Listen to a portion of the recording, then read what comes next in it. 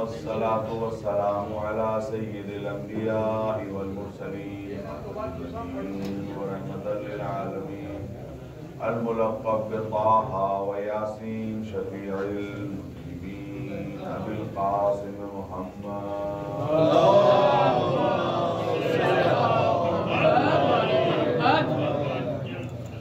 वाहिद बैतिही तय्यबीन अत्ताहिरीन अल मासूमीन अल मज़लूमीन अल हुदातिल महदीयीन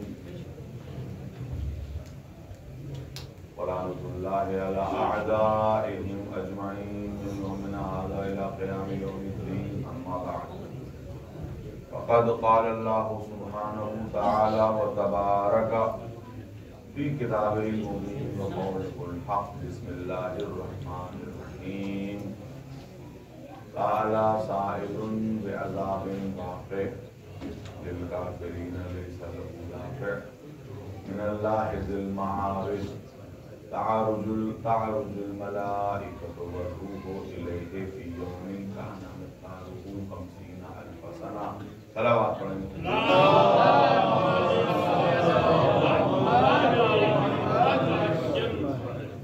हाज़िरीन किराम, इससे पहले कि मैं कुछ अर्ज़ करूँ, मैं समझता हूँ कि आप हज़रात से गुजारिश है कि मरतबा सूरह हमद और 3 मरतबा सूरह तौबा की तिलावत फरमाकर वो मरहूम और मरहूमा जिनके इसाले सवाब के लिए ये मजालिस का सिलसिला मुनक़िद किया गया है और बदकिस्मती से मुझे नाम याद नहीं है, आप हज़रात को ज़रूर नाम याद होंगे, उनके लिए सूरह फातिहा।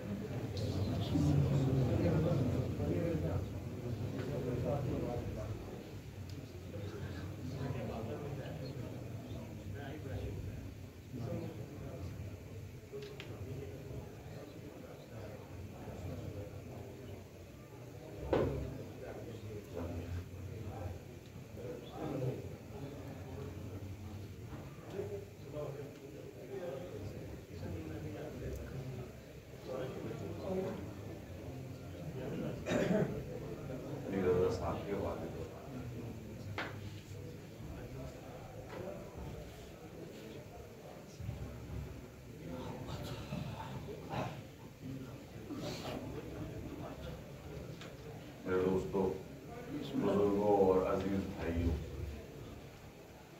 ये मेरे ख्याल में तीसरी बार ये इत्तेफाक हुआ है कि मैं हज़रात के सामने हाजिर हुआ हूँ चंद बातों का और चंद अफकार का सरमाया लेकर। और आज मैंने एक ऐसी आयत करीमा को अपना सरमाया कलाम बनाया है कि जिससे आज से पहले मैंने कभी इस आयत करीमा को कम से कम अपनी जिंदगी में सरमाया कलाम माशाअल्लाह। और माहौल बहुत कुछ बदल चुका है इस जज़ीरा नुमा का, इस कॉन्टिनेंट का, और कुछ हौलनाक खबरें भी दूसरे ममालिक से पेश आती हैं कि लोगों को ये गुमान हो जाता है कि ये किताब जो मुसलमानों की है, जिसको कुरान मजीद कहा जाता है, ये कुरेज़ी का हुक्म देती है, कुरेज़ी फैलाती है या ये कि ये इंसानों को एग्रेसिव बनाने की तालीम देती है, लड़ाती है, और जिसके नतीजे में वो इस किताब को नजर आतिश करने पर तुले। हम ये बता देना चाहते हैं, अव्वल बात तो ये है कि कुरान करीम नजर आतिश करने से दुनिया से सफर हस्ती से नहीं मिलने वाला। इसलिए कि जो कुरान जलाया जा रहा है ये तो जिस्म कुरान है, यानी पेपर है, इंक है, दफ्ती है। जो असल कुरान है वो कुछ लोगों के सीनों में महफूज है, और उस किताब का यानी वो किताब जो महफूज है और लोगों के दिलों में मौजूद है, उसको कोई इंसान कहां से जला सकता है या कर सकता है। मेरे दोस्तों, ये वो किताब है।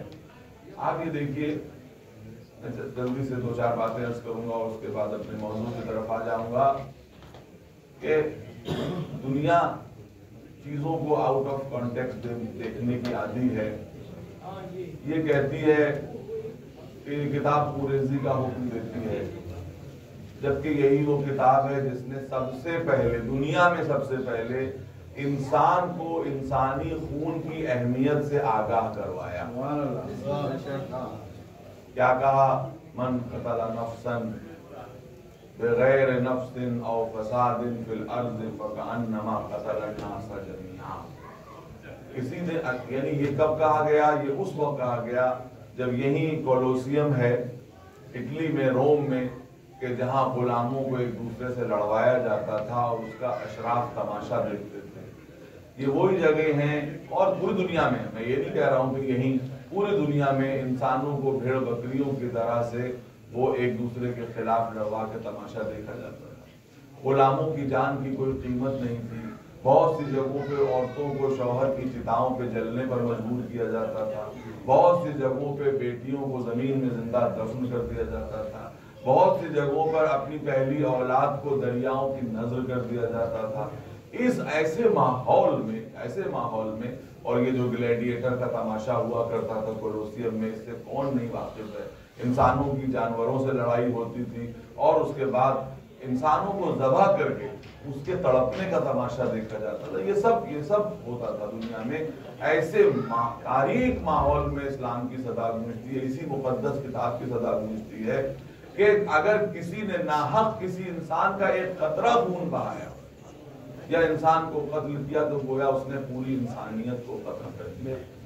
ये वो आवाज है जिसने पहली दफा इंसान को इंसान के खून की अहमियत से आगाह किया और बताया कि इंसानी खून इसलिए नहीं है कि उसको किसी की तफरीह के लिए बहा दिया जाए, किसी की तमन्नाओं के घाट उतार दिया जाए, बल्कि इंसानी खून वो है कि जिसका एहतराम हर लिहाज से वाजिब है, लाजिम है।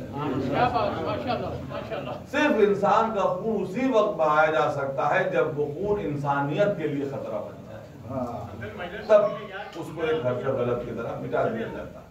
मेरे दोस्तों, मैं चाहता हूं कि थोड़ी देर आप मेरे साथ चलें, ज्यादा देर आपको जहमत नहीं दूंगा इंशाअल्लाह ताला, लेकिन इस किताब की चंद बातें कि इस किताब के ताल्लुक से मैं देख रहा हूं कि बहुत से नौजवान मेरे सामने बैठे हुए हैं और आप हजरात मुसलसल की मजलिसें सुना करते हैं और ज्यादातर वो मजलिसें ऐसी होती हैं कि जहां पर जाकिरीन सिर्फ नुकात बयान करते हैं और ये समझते हैं, लेकिन मैं समझता हूं आज मुझसे कुछ ऐसी मजलिस भी सुन लीजिए कि जिसमें चंद बातें समझने के ताल्लुक है। मेरे दोस्तों, ये किताब आमतौर पे नौजवान हमसे ये सवाल कर सकते हैं कि इसमें जो पुराने किस्से कहानियां हैं, आधी किताब तो जो है वो फिरौन की कहानी से भरी हुई है, आधी हामान की कहानी से भरी हुई है, आधी जो है वो कुफार कुरैश से भरी हुई है, तो हमारे लिए क्या है? हमारे दौर की तो कोई चीज इसमें नजर ही नहीं आती। ना हमारे दौर का कोई एटम बम का इसमें तस्करा है, ना जो है वो मोबाइल फोन का इसमें तस्करा है। तो आखिर ये कैसी किताब है जो हमारी हिदायत के लिए भेजी गई? और फिर उसके बाद इस आयत का तर्जुमा भी मैं आपके सामने पेश करूंगा और जो आयत मैंने आपके सामने पढ़ी है वो इस बात की गवाही देगी कि ये किस तरह की किताब है। तो अब कुरान में ज्यादातर जब हाकिमों का तस्करा आया तो कुदरत ये कहती है फिरौन फिरौन फिरौन। ये फिरौन तो बस 1000 साल पहले एक बादशाह था, उसी का तस्करा। अरे कोई कुरून वुस्ता के किसी बादशाह का तस्करा नहीं है, ना अकबर आजम का तस्करा है, ना चंगेज खान का तस्करा है, तो क्या फिरौन ही सब कुछ है? कुरान आवाज देगा कि देखो हम न शख्सियत का नाम लेते हैं न जमाना बताते हैं, हम अलामतों से गुफ्तगू करते हैं, अलामती जबान में गुफ्तगू करते हैं। जब हम मुतवज्जे रहिए, जब हम फिरौन कहें तो फिरौन से मुराद हर वो पॉलिटिकल और सियासी ताकत है जो अपनी ताकत के जरिए आवाम की आवाज को कुचलना चाहती है। समझ रहे हैं आप? यानी फिरौन कौन? वो फिरौन जो जिसका कदम इंसानियत की गर्दन पर, जो दबाना चाहता, जो आवाज को खत्म करना चाहता, जो अवाम के अंदर से जुर्रत इजहार को खत्म कर देना चाहिए। या उसके बाद देखिए फिरौन का मिजाज दिखाया, जब जो है वो जादूगरों ने कहा कि हम तो ईमान ले आए, तो क्या कहा उसने? देखिए मिजाज फिरौन क्या है कि आमन तुम बेही कबला अनाज़न लकुम, तुम ईमान लाए इससे पहले कि मुझसे इजाजत लो। ये फिरौनियत की सिफत है कि वो इंसान के जिस्म पर नहीं उसकी फिक्र पर भी हुकूमत करना चाहता। और फरमा रहे ना, तो अब ये दुनिया के फिरौन को देखते चले जाइए कि जो आपके जिस्म के साथ साथ आपकी फिक्र पर भी हुकूमत करना चाहे वो जमाने का फिरौन हुआ। अब सारे बादशाहों को बताने की जरूरत नहीं है, जमाने कदीम से लेके मॉडर्न टाइम तक हर वो सियासी आदमी के जो अपनी ताकत के बल पर आवाम को दबाना चाहे वो अपने वक्त का फिरौन। उस दौर के फिरौनों को भी देख लीजिए, आज के दौर के भी फिरौनों को देख लीजिए, जो कुछ है वो सब उसी के खाते में जाते हैं। सलावत पढ़े मोहम्मद।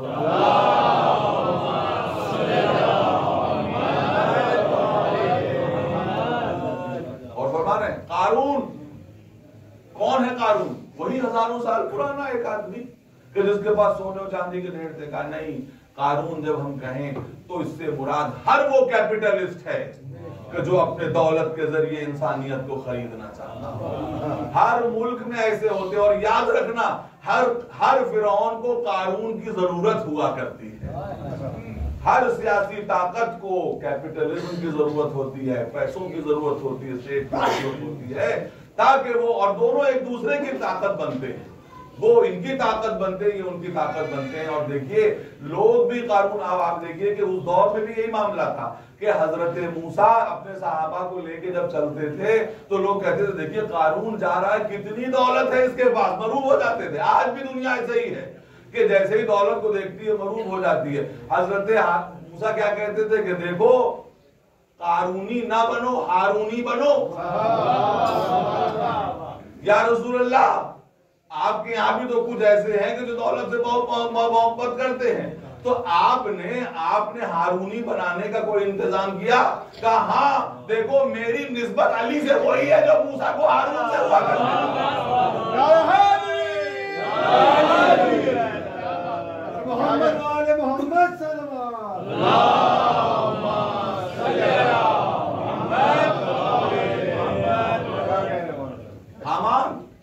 हामान कौन है?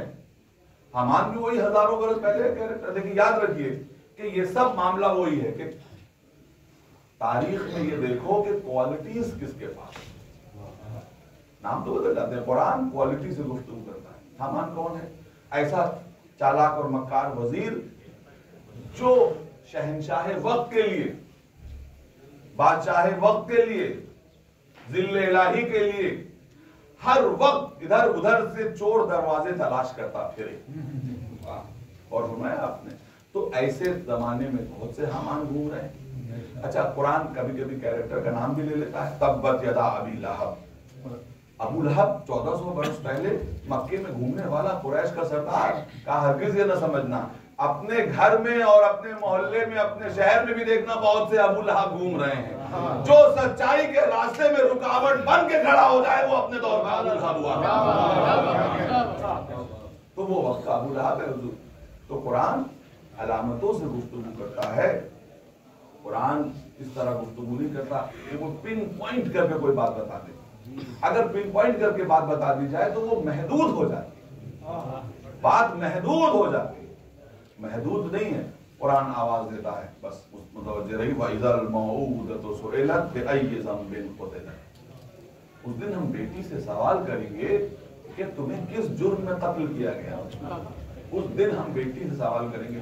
अब जैसे ही मुफस्सिरीन से पूछा गया भाई ये कौन सी बेटी होगी, तो उन्होंने बड़ा झूम झूम के ये कहना शुरू किया, ये उस दौर की बात है किबला कि जब जो है वो अरब में बेटियों को जमीन में जिंदा दफन कर देते थे। ये पुरानी बात है। जैसे ही आपने कहा, आपने बेटियों को नहीं कत्ल किया, इस आयत को कत्ल कर दिया। इस आयत को कत्ल कर, इसलिए कि कुरान माजी पे भी नजर रखता है, कुरान हाल पे भी नजर रखता है।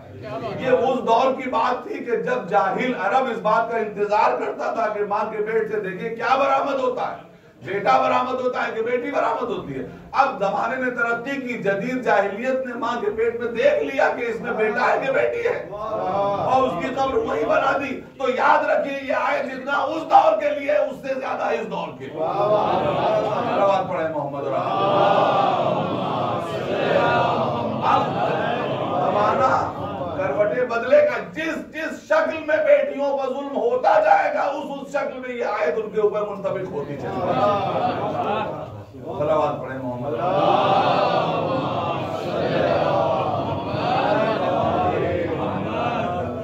और फरमाने आप तो कुरान अलामती जबान में गुफ्तगू करता है, एक ऐसी जबान जो हर एक की समझ में आए।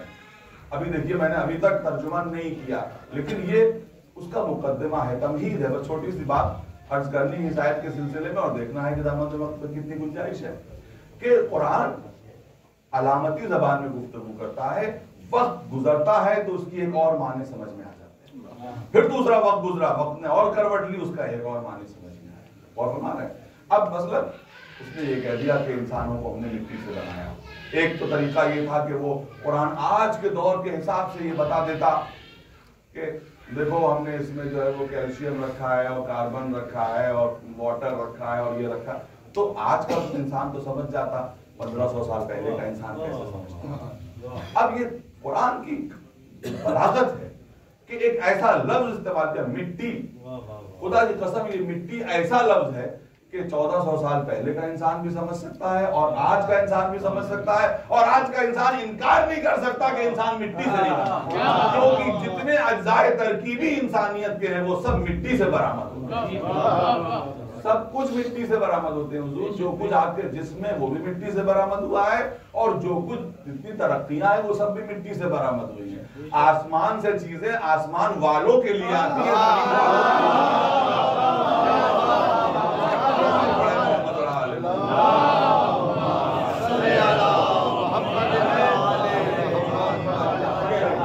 कह सकता है कि भाई एरोप्लेन कहां से बरामद हुआ। आज का इंसान ये क्या, मसलन हम तो ये कहते हैं कि आज से 200 साल पहले के इंसान को फर्ज कीजिए कि जिंदा कर दिया जाए और उससे पूछा जाए कि भाई ये बताओ, वो ये पूछे कि भाई ये सब कहां से आया, हम तो जब थे तो कुछ भी नहीं था। ये जो एक औजार है, ये जो एक मशीन है जो हवा में उड़ रही है, कहां से आ गई। तो भाई एक सादा सा जवाब तो ये दिया जाएगा कि जो कुछ निकला है वो जमीन से निकला है, मिट्टी से निकला है। और कहां से निकला है, मिट्टी से निकला है। तो वही तो कहेगा कि भाई हम जब खोदते थे तो सिर्फ मिट्टी और पानी निकलता था और तो कुछ निकलता नहीं था, ये कैसे निकल आया। तो आप क्या जवाब देंगे, आप हुजूर ये जवाब देंगे, देखिए यही जवाब है जो कुरान का जवाब है। आप ये कहेंगे कि आज भी खोदेंगे तो मिट्टी और पानी निकलेगा, मगर ये स्पेशलाइज नजरें हैं जो समझ जाती हैं कि मिट्टी के नीचे कहां क्या छुपा हुआ है। समझते रहिए, देखने वाली नजरें समझ जाती हैं, औजार बता देते हैं कि कहां क्या छुपा हुआ है, कहां पेट्रोल छुपा हुआ है, कहां पानी छिपा हुआ है, कहां लोहा छिपा हुआ है, कहां क्या छुपा हुआ है। यही बात है कि कुरान को अगर हाफिज़े कुरान से देखिएगा तो सिर्फ अल्फाज नजर आएंगे। हाफिज़े कुरान से जिसने कुरान पढ़ा है वो ये कहता है अगर मेरे ऊंट की रस्सी खो जाए तो मैं कुरान से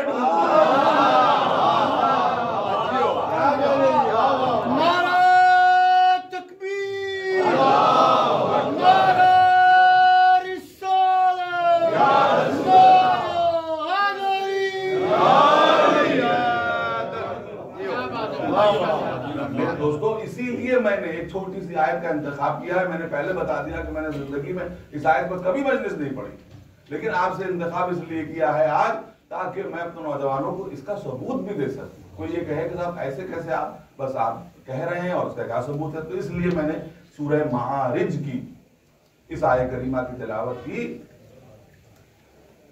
ये सूरह मारिज की जो आयत है इसमें मोमिनीन के लिए दोनों चीजें हैं, संजीदा गुफ्तगू भी है और थोड़ा सा आपकी तफरीह का सामान भी है। सूरह मारिज मैंने इब्तिदाई आयतें पढ़ी हैं। सअला साइलुन बिअज़ाबिन वाक़ि, एक मांगने वाले ने अजाब मांगा, ऐसा अजाब कि मुशरिकीन इससे भाग नहीं सकते, काफिरीन इससे भाग नहीं सकते। और वो क्या है, किस रब की तरफ से है, मिनल्लाहि ज़िल मारिज, बुलंदियों वाले रब की तरफ से ये है। और उसके बाद देखिए कि फिर मैं तर्जुमा कर रहा हूं और दूसरी आयत क्या कहती है, तारुजुल मलाइकतु वर्रूह, उसकी तरफ बुलंद होते हैं मलाइका और रूह बुलंद होते हैं। किस तरह से बुलंद होते हैं, इलैहि, उसकी तरफ बुलंद होते हैं, फी यौमिन, एक दिन में, काना मिक़दारुहु 50 अल्फ सना, एक दिन में इतना बुलंद होते हैं जो तुम्हारे एतबार से 50,000 सालों के बराबर। काना मिक़दारुहु 50 अल्फ सना, तुम्हारे एतबार से जिसकी मिक़दार कितनी है, 50,000 साल के बराबर। अब देखिए, मैं आधा टुकड़ा जो है अभी मैं आपके सामने जब तफसीर करूंगा तो यकीनन मैं समझता हूं कि मौला के चाहने वालों का मजमा है और यहाँ पर जो है वो शोर तहसीन जरूर बुलंद होगा। लेकिन जब दूसरे टुकड़े की जो तशरीह करूंगा तो वो बात सच साबित हो जाएगी कि कुरान अलामती जबान में गुफ्तगू करता है और हर दौर के इंसान के लिए कुछ न कुछ अपने शिकम में रखे हुए है। एक मरतबा सलवात पढ़ें मोहम्मद।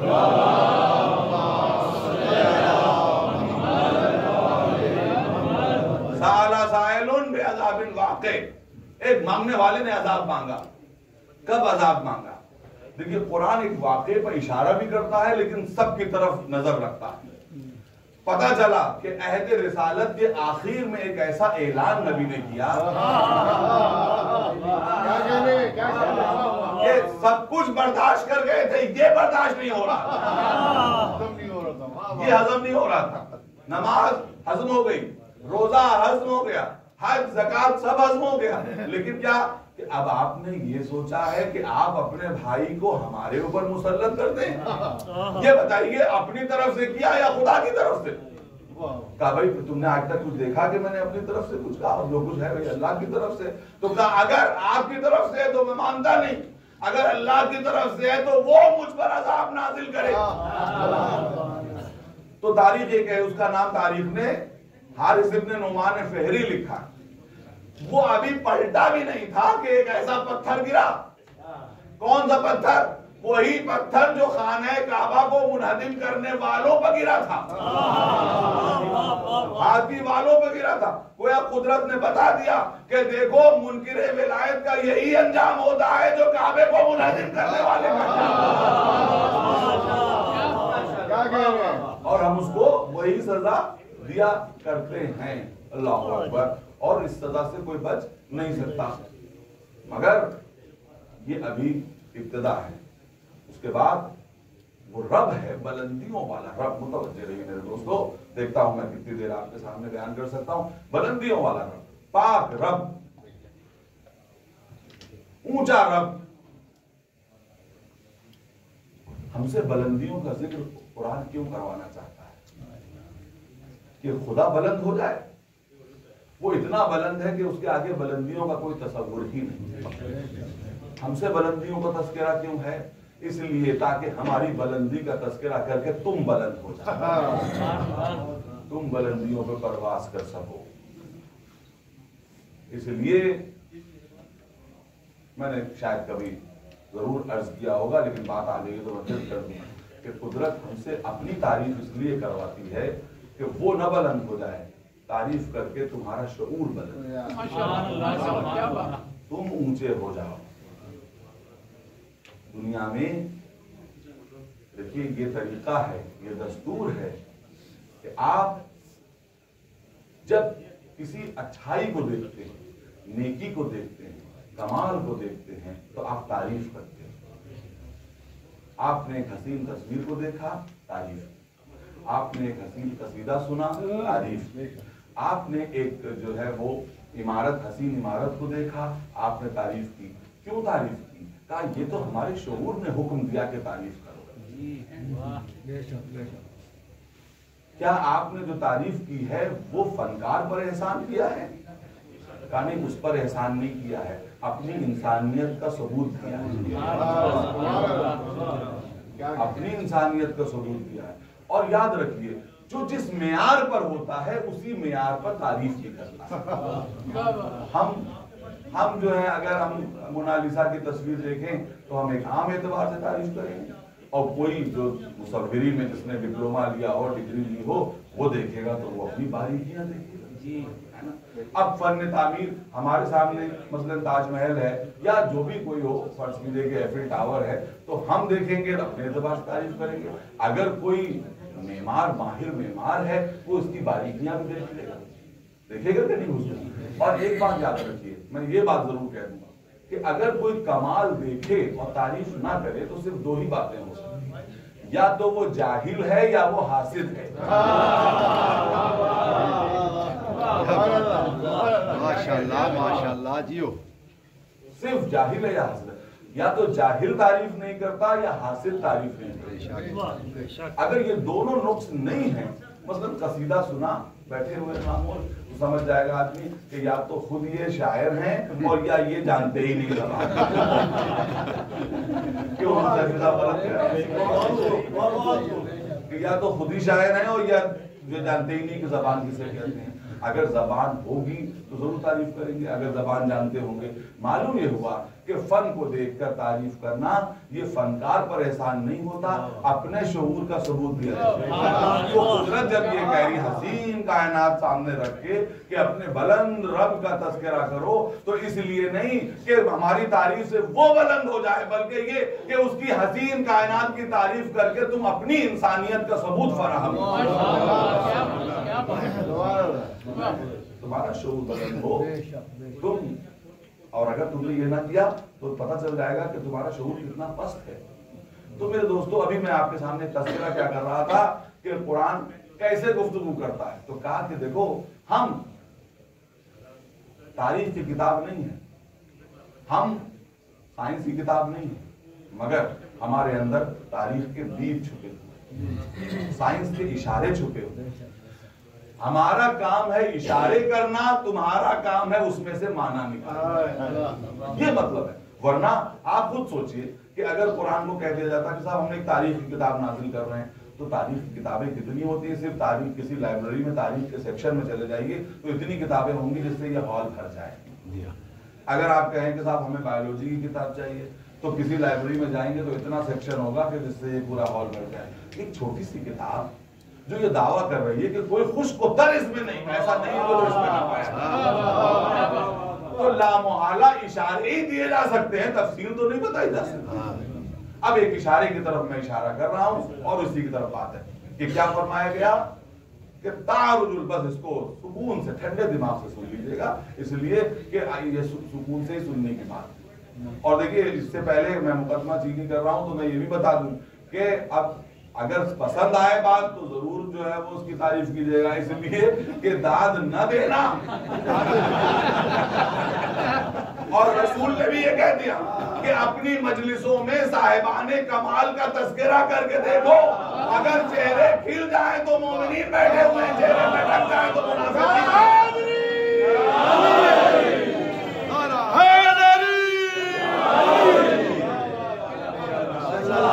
आप मैं नौजवानों के लिए बताना चाहता हूं कि अब तारुजुल मलाइकतु वर रूह, बुलंद होते हैं मलाइका और रूह बुलंद होते हैं। कैसे बुलंद होते हैं? स्पीड, क्या स्पीड है? अब कुरान ने एक इशारा दिया, कैलकुलेशन करना आपका काम। यहां बैठ के मैं कैलकुलेशन तो नहीं कर सकता, लेकिन दावा करके जा रहा हूं कि जब आप कैलकुलेशन करेंगे तो आपको हैरत अंगेज नतीजे निकलेंगे। तारुजुल मलाइकतु वर रूह, मलाइका और रूह बुलंद होते हैं इलैहि फी यौमिन, एक दिन में कितना बुलंद होते हैं? काना मिक़दारुहु 50,000 सना।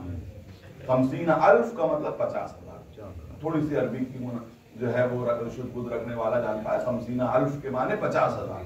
काना मिक़दारुहु 50,000 साल, तुम्हारे 50,000 साल के बराबर वो एक दिन में बुलंद होते हैं। अब आप निकालिए कि एक दिन में यानी 24 घंटे में एक आदमी की एक सवारी के साथ उस वक्त औसत रफ्तार क्या थी? तो एक अरबी घोड़े के साथ आदमी की औसत रफ्तार 60 किलोमीटर पर आवर। मुतवज्जे रहिए, 60 किलोमीटर पर आवर। इसको 24 से मल्टीप्लाई करिए तो आपको एक दिन की इंसान की रफ्तार मालूम हो जाएगी 24 घंटे की। समझ रहे हो हुजूर? और साइंस से ताल्लुक रखने वाले लोग जरा ज्यादा मुतवज्जे रहेंगे, यानी एक दिन में इंसान कितनी इसकी रफ्तार हो सकती है एक अरबी घोड़े के साथ। कुदरत ये कह रही कि जितनी रफ्तार ये तुम्हारी है ना, अब मलाइका और रूह की रफ्तार ये समझो कि तुम्हारे एक दिन के मुकाबले पर 50,000। जब एक दिन की रफ्तार मालूम हो जाए तो अब ये देखिए कि 50,000 दिन में कितना, 50,000 दिन में वो कितना रास्ता तय करेगा। तो वो एक दिन में उतना रास्ता तय करते हैं जितना 50,000 दिन में एक इंसान तय करता है। जब आप ये कैलकुलेट कर लेंगे, बहुत सिंपल कैलकुलेशन है, तो याद रखिए कि जो हासिल आएगा वो वही होगा जो नूर की रफ्तार है जो यहां से वहां तक जाती है। गोया कुरान ने इशारा दिया कि देखो नूर की ये रफ्तार होती है जिस रफ्तार से रूह और मलाइका हमारी तरफ बुलंद हुआ। सलावत पढ़े मोहम्मद और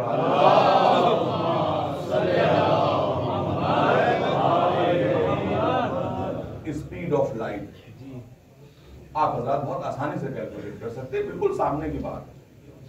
1 घंटे की रफ्तार, 24 घंटे की रफ्तार और 50,000 दिन से आप उसको मल्टीप्लाई कर लें और देखिएगा बिल्कुल जो आज एक्सेप्टेड है मेरे ख्याल से 3 लाख किलोमीटर पर सेकेंड, बस 3 लाख किलोमीटर पर सेकेंड, ये वही रफ्तार सामने आएगी। गोया कुदरत इशारा कर रही। आप बताइए कि कुदरत उस वक्त ये कैसे कहती कि नूर की रफ्तार क्या होती है, उस वक्त बताती तो इंसान न समझता। ऐसा इशारा दिया कि उस दौर का इंसान भी समझ जाए और इस दौर का इंसान। सलावत पढ़े मोहम्मद।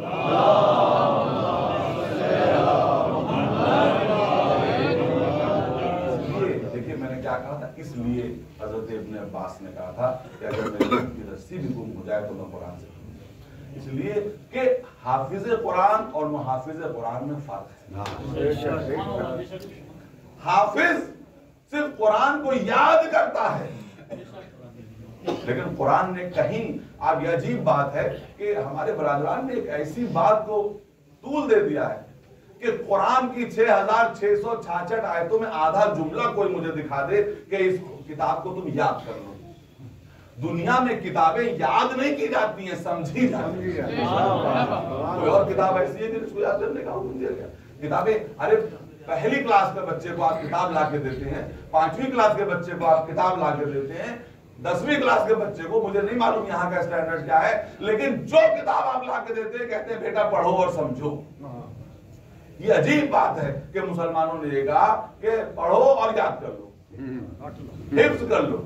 हिफ्ज कर लेने से क्या कुरान के मानी और मुतालिब वजह क्या है हुजूर, मैं बता देता हूँ आपको, बस मुतवज्जे रहिएगा। ये बात थोड़ी सी तल्ख है, थोड़ी सी कड़वी है, लेकिन जैसे गरीबुल वतन से कबूल कर लीजिएगा, इसलिए कल तो मुझे जाना ही है यहाँ से। एक मरतबा सलावत पढ़े मोहम्मद।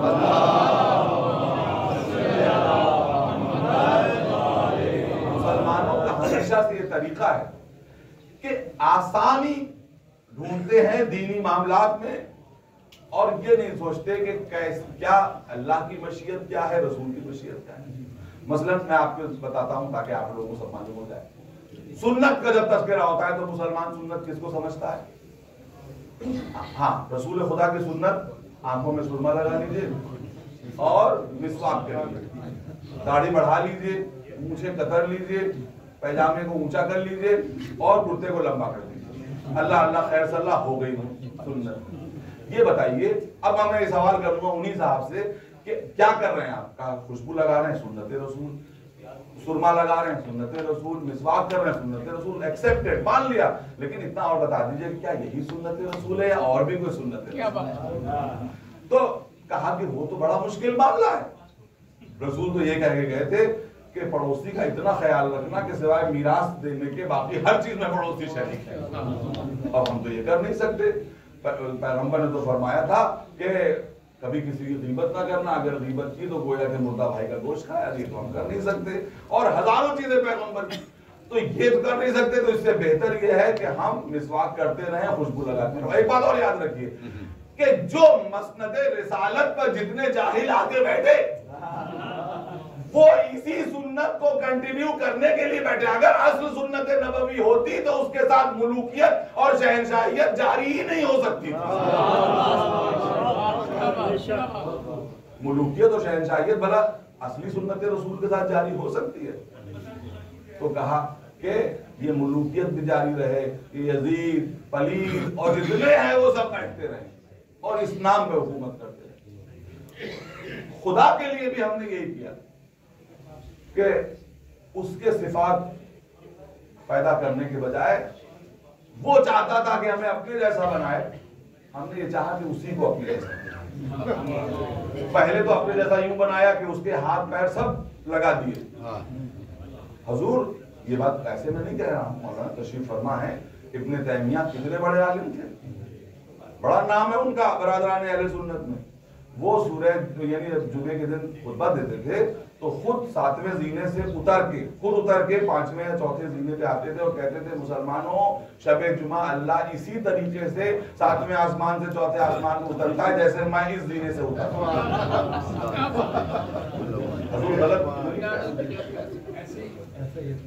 उसके बाद फिर हमने उसके अंदर क्या सलाहियतें पैदा की कि वो बात पे गुस्सा हो जाता है, इंतकाम लेता है, जबकि वो खालिक होता है कि जो गफूर रहीम अपने बंदों को इस तरह से नजर रहमत करता है कि जब मूसा ये कहते हैं कि पालने वाले जो तुझे नहीं मानता उसके खेतों में पानी क्यों बरसाता है, तो आवाज कुदरत आती है कि अगर वो अब्दियत भूल गए तो क्या मैं रुबूबियत भूल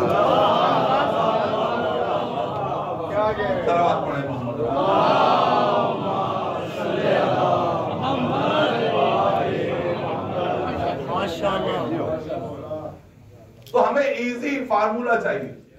मजहबी मामलात में क्या होता है, माफी के साथ कहना चाहता हूँ, हाथों को जोड़ कहना चाहता हूँ, हमको ये लगता है कि साहब कोई ऐसा अमल मिल जाए, कोई ऐसा तावीज मिल जाए, कोई ऐसा वजीफा हाथ आ जाए कि बस दुनिया आखिरत की कामयाबी। जब अपने बच्चे को डॉक्टर बनाना होता है, जब अपने बच्चे को इंजीनियर बनाना होता है, तब तो आप शॉर्टकट नहीं तलाश करते। कोई कहे साहब डॉक्टर बनाना है, 6 साल की पढ़ाई है, कहे साहब कोई ऐसा रास्ता बताइए कि 6 महीने में मेरा बच्चा डॉक्टर बन जाए। तो कहा ये कैसे कह रहे हैं आप 6 महीने में डॉक्टर बना के लोगों को मारेंगे? तो कहा दुनिया के लिए आपको शॉर्टकट नहीं चाहिए, दीन के लिए आपको शॉर्टकट चाहिए, है ना? तो कोई वजीफा ऐसा मिल जाए कि बस, तो कुदरत ये कहती है कि देखो वजीफे से आखिरत नहीं मिला करती, पूरे प्रोग्राम को अपनाने से आखिरत। सलावत पढ़ें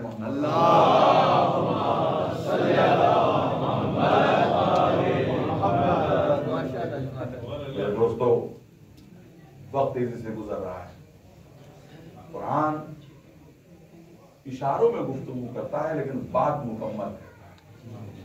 आपका इम्तिहान भी मकसूद है। देखिए अगर वो इशारे ना करता और आप उससे चीजें ना निकालते फिर आपका कमाल भी क्या रहता है? भाई इशारे ही तो कर सकता है, एक मुख्तसर सी किताब इशारे ही तो कर सकती है, और क्या कर सकती है? आप बताइए कैसे कर सकती है? उसने इशारे दे दिए, नमाज पढ़ो, कैसे पढ़े? हमारे पास इतना टाइम नहीं है कि तुम्हें पूरी पिक्चर दिखाऊं। पिक्चर के लिए कैरेक्टर को देखो। किताब काफी नहीं है, किताब के साथ कैरेक्टर काफी है कि जो बताए कि कैसे पढ़ना है। नबी जैसे पढ़े वैसे पढ़ो। हम कहते हैं कि रोजा रखो, इतना ही टाइम है हमारे पास, इससे ज्यादा हमारे पास टाइम नहीं है। वरना फिर किताबुल सौम, किताबुल सलात, हुजूर फिक्र में कितनी मोटी मोटी होती है, जरा बताइए। तो क्या इस तरह से आप चाहते हैं कि कुरान पेश करे? कहा नहीं, उसने कहा नमाज पढ़ो, कैसे पढ़ो नबी बताएंगे। और नबी के बाद कौन बताएगा? नबी के बाद वो बताएगा जो नबी जैसी नमाज पढ़ता हो। मस्जिद कूफा में जब मौला ने पहली दफा बहैसियत खलीफा नमाज पढ़ाई तो सहाबा एक दूसरे को देख के कहने लगे, अरे आज तो वो नमाज पढ़ी है जो रसूल के पीछे पढ़ा करते थे। सलावत पढ़े मोहम्मद।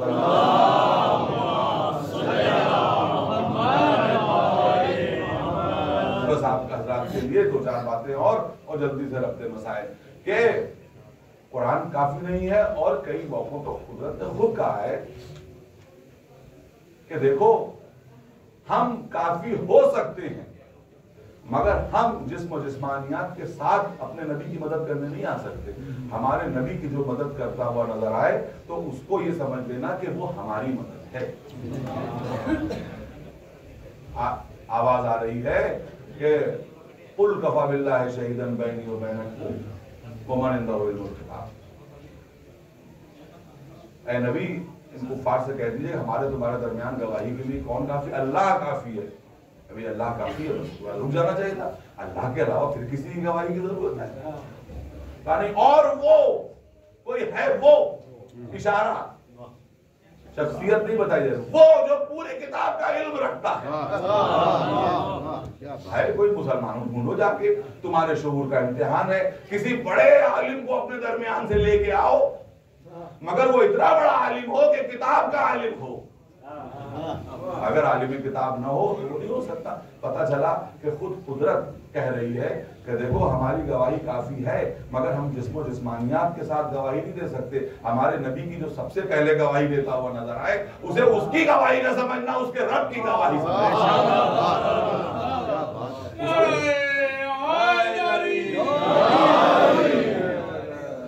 जल्दी जल्दी इशारों में निकल रहा हूं कि और भी आयतें हैं। या अय्युहन नबी, ऐ हमारे नबी, हस्बुकल्लाह, अल्लाह आपके लिए काफी है। बस यही तो बात रुक जानी चाहिए थी, लेकिन नहीं।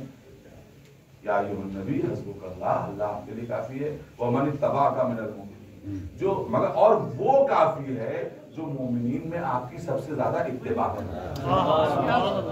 देख रहे हैं आप, कहीं एक वो छुपा हुआ है। ये वो कौन है? मुसलमानों, ये वो कौन है? इसके माने खुदा और रसूल के अलावा कोई तीसरा है? कोई तीसरा है, वो जो फजाइल और कमालात और इशारों के पर्दे में छुपा हुआ। दुनिया को हमसे एतराज यही है कि जिसको कुरान ने इशारों के पर्दे में छुपाया था, हमने कुरान में, हमने कलमे में उसका नाम जाहिर कर दिया। सलावत पढ़े मोहम्मद।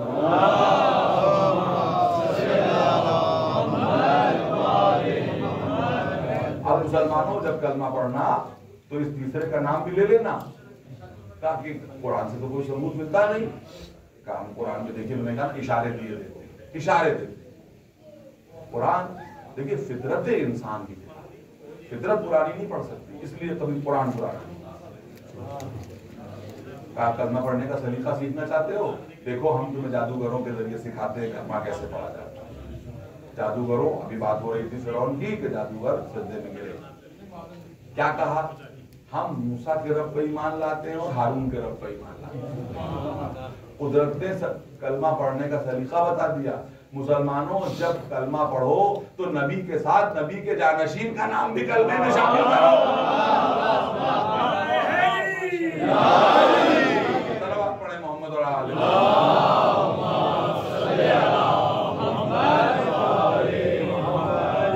कुरान इशारों के जरिए कैसे गुफ्तगू कर रहा है और बता रहा है, आपको सब बता रहा है कि जब कलमा पढ़ो तो इशारों में गुफ्तगू। और आप अपना कलमा लाए कहां से? क्या कहीं कुरान में लिखा हुआ ला इलाहा इल्लल्लाह मुहम्मदुर रसूलुल्लाह? मुसलमानों, ये तुम्हारा कलमा होगा आज से, शहादतैन। भाई ये तो कुरान में कोई ऐसी आयत है नहीं, तो आया कहां? ये कलमा आया कहां से? तो कहा भाई जिसने पहली दफा रसूल की गवाही दी थी, उसी ने कुछ कलमे बोले थे, अपनी जबान से जारी किए थे। कुदरत को वो जुमले इतने पसंद आए कि उसी को कलमा करार दे दिया।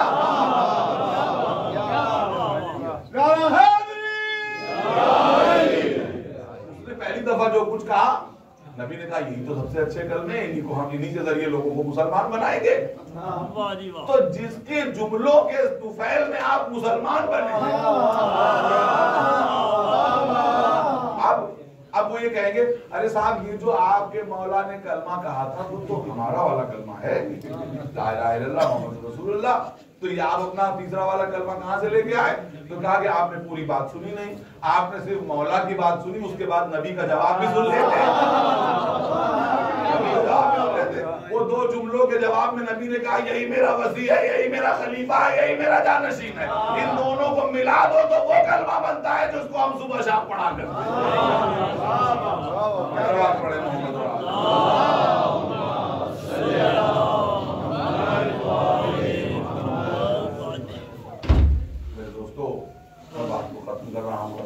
के लिए, इसलिए कि दामन वक्त में गुंजाइश कम है, मौलाना को भी पढ़ना है और लोगों को अपने अपने घरों को भी वापस होना है कि साला साइलुन बेअज़ाबिन वाक़िअ, कि उसने एक इंसान ने पूछा अजाब के बारे में सवाल, अजाब मांगा तो उसको अजाब दिया।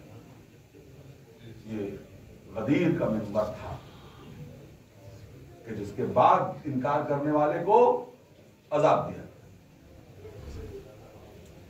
मिंबर तारीख इस्लाम में बहुत से मिंबर की तारीख, ऊंट के कजामों का मिंबर,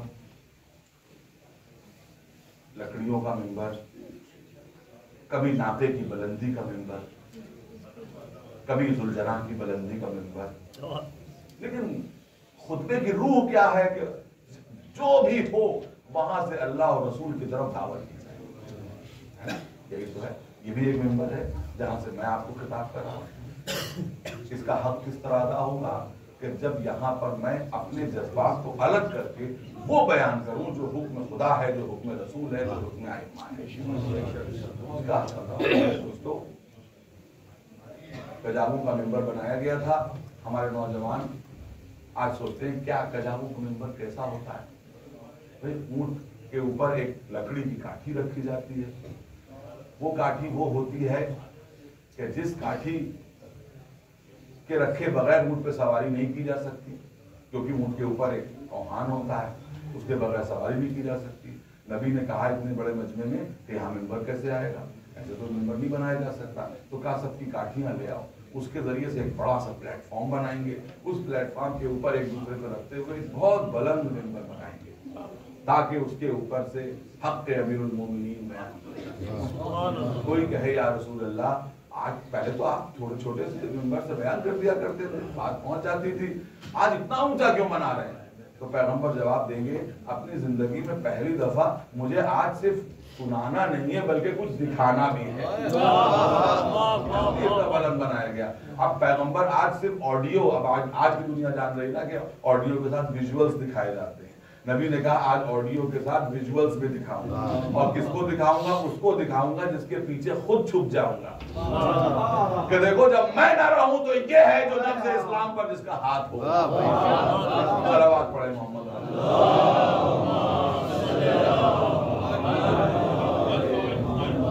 मेरे दोस्तों, आपने जब से मुहर्रम का चांद देखा है तब से मुसलसल जिक्र फज़ाइल और मसाइल मौला में मशगूल है। खुदा बंदे आलम आपकी अज़दारियों को कबूल करे, आपके आंसुओं को कबूल करे। मगर मेरे दोस्तों, कितने क़यामत खेज दिन है। देखिए, मैंने अभी जब भी मैं मजलिस पढ़ता हूँ मैं ज़रूर कहता हूँ कि 10 मुहर्रम तक के दिन का मिजाज अलग है और 10 मुहर्रम के बाद सबसे सख्त दिन कोई पूछे कि अहले बैत पर कौन सा गुजरा, तो मैं ये कहूँगा कि लोग ये कहेंगे आमतौर पे कि 10 मुहर्रम, मगर मुझे ज़रा सा इसमें इख्तिलाफ है कि हुजूर 10 मुहर्रम जो है वो सबसे सख्त दिन नहीं है। इसलिए कि 10 मुहर्रम का सूरज जब तुलू हुआ था तो ज़ैनब उम्मे कुलसूम के सरों पे चादर, और इमाम हुसैन हर चीज़ बर्दाश्त कर सकते थे, बीवियों की बेपर्दगी बर्दाश्त नहीं कर सकते। 11 मुहर्रम का सूरज जब तुलू हुआ तो न ज़ैनब के सर पे चादर, न उम्मे कुलसूम के सर पे चादर, न रबाब के सर पे चादर, न उम्र पर। कैसा क़यामत खेज दिन है जो रूनुमा हुआ है, कैसा क़यामत खेज दिन है जो तुलू हुआ है। और मेरे दोस्तों, उसके बाद क़यामत ये है कि हुसैन का बेकफन लाशा पड़ा। जज़ाकुम रब्बुकुम कि एक तरफ अपने कुश्तहाए नजिस को तो कुफार ने दफन कर दिया, दुश्मनों ने दफन कर दिया, और हुसैन का बेकफन जला, घोड़ों से पामाल लाशा ऐसे जलती हुई जमीन पर पड़ा। बस हज़ारों वो जवान क्या करे, वो बेटा क्या करे जिसके सामने उसके बाप को जाना था। रवायत ये कहती है कि सैयद सज्जाद की ऐसी हालत हुई कि जैसे आसारे मौत जाहिर हो गए, लेकिन सलाम हो उस बीवी पर जिसकी नजर भाई के जनाजे पे नहीं भतीजे के चेहरे पर थी।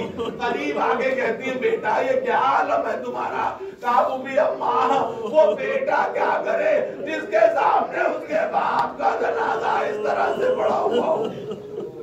जज़ाकुम रब्बुकुम, आपने गिरिया किया, लेकिन बीबी क्या कहती है, बेटा ये बुढ़ी वादा करती है जनाजा दफन भी होगा, ज़ाहिरीन ज़ाहिर ज़ियारत के लिए भी आएंगे, बस इस मंजिल से बेटा गुजर जाओ, इस मंजिल से गुजर जाओ, सवार हो जाओ। और अज़ादारों ज़ैनब ने किस तरह सवाल किया कि कोई आगे न बढ़े, ये अली की बेटी सबको सवार करेगी, आओ रबाब तुमको सवार कर दूं, आओ सकीना सबको सवार कर दूं। जब सबको सवार कर दिया तो बस एक मर्तबा हुसैन के जनाजे की तरफ देखा, ए भैया मुझे सवार करने वाला कौन है?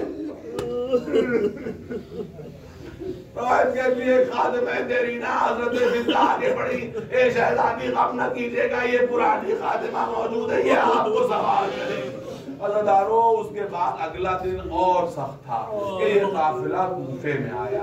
ये मेरे दोस्तों मैं आपसे कहता हूँ कि अगर कोई इंसान गिरफ्तार हो जाए, अगर मैं गिरफ्तार होके इस शहर की गलियों में फिराया जाऊं तो ये बहुत मेरे लिए जिल्लत की बात है, लेकिन मेरे दिलो दिमाग में ये होगा कि इस शहर में मुझे पहचानता ही कौन है, मैं तो हिंदुस्तान का रहने वाला हूँ। लेकिन अगर मुझे मेरे शहर में कोई इस तरह से फिराए, अरे अहले बैत उस शहर में आ रहे जहाँ कुलसूम को आज भी पहचानता, शहजादी आती मगर आज इस तरह से आ रही है, हाथ बसे गर्दन से बंधे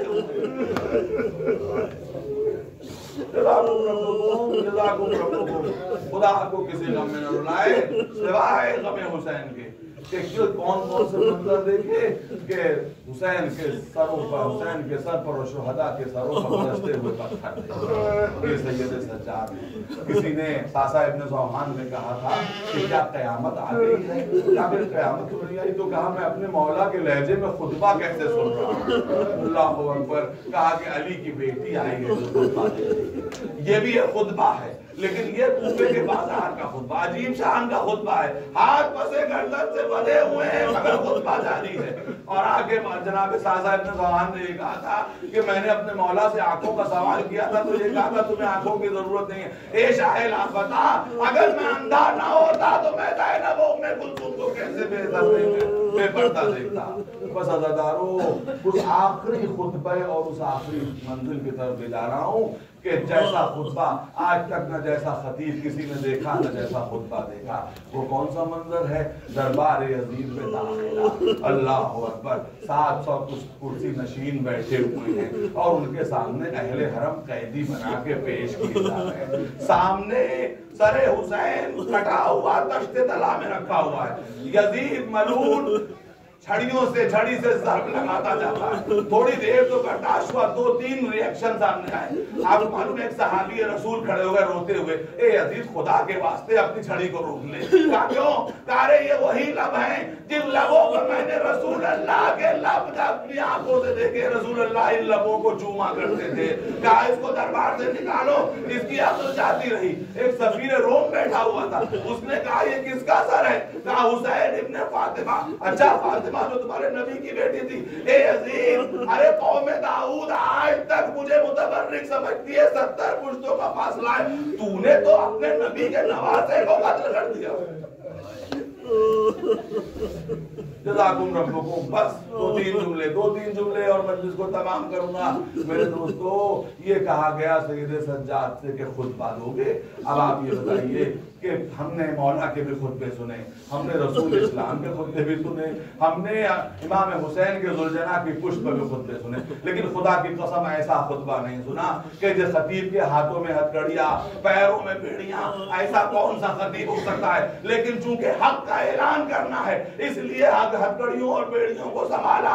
एक मर्तबा खुतबे की जगह मिंबर पे तशरीफ लाए और कहते जो मुझे पहचानता है वो पहचानता है, नहीं पहचानता तो पहचान ले, मैं अली इब्न हुसैन हूँ। बस उसके बाद आपने शुरू किया कि मैं किसका बेटा हूँ? मैं मोहम्मद मुस्तफा का बेटा हूँ, मैं अली मुर्तजा का बेटा हूँ। अरे मैं उसका बेटा हूँ कि जिसको मेहमान बुला के मारा गया। मैं उसका बेटा हूँ जिसको 3 दिन का भूखा और प्यासा दबा किया गया। अब दरबार का रंग बदलने लगा। यजीद ने कहा कि मुअज्जिन अज़ान दे दे। मुअज्जिन ने कहा अल्लाहु अकबर, और थोड़ी देर के बाद जैसे उसने कहा अशहदु अन्ना मुहम्मदुर रसूलुल्लाह, सैयद सज्जाद ने मुअज्जिन से कहा खामोश हो जा, बस इतना बता दे कि ये मोहम्मद तेरे जद्दे या मेरे जद्दे। अगर तेरे जद्दे तो तू झूठा है, अगर मेरे जद्दे तो यजीद। इतना बता दे कि जिसके जद का कलमा पड़ता है उसकी बेटियां इस तरह से बेपर्दा।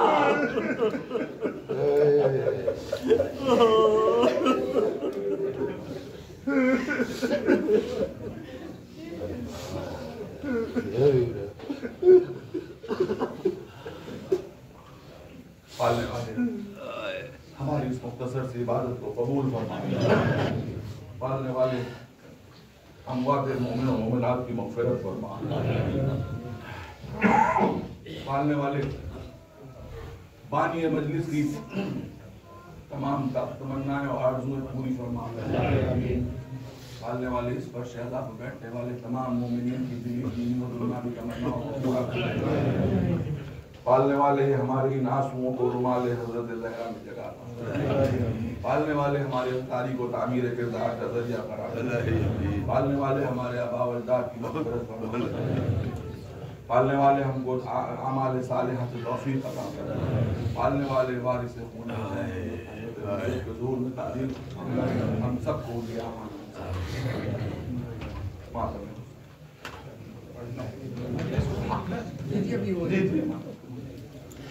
जज़ाकुमुल्लाहु खैरा किबला।